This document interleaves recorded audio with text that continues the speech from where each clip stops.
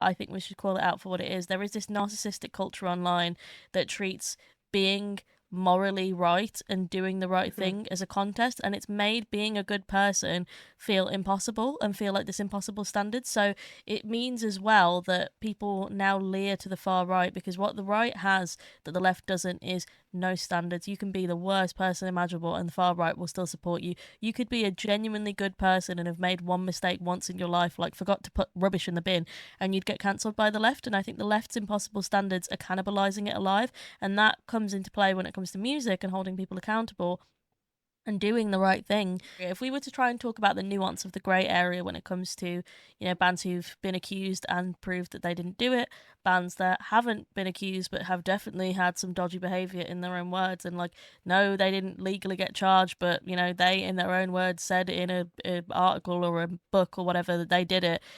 If we were to talk about this grey area, people immediately individualize the situation and they say, well, why aren't you doing something? Why aren't you speaking out? Why haven't you tweeted about this? Instead of looking at the wider picture and seeing like what infrastructures are in place in the media industry and, for example, the music industry that allow these people and enable these people to do these things.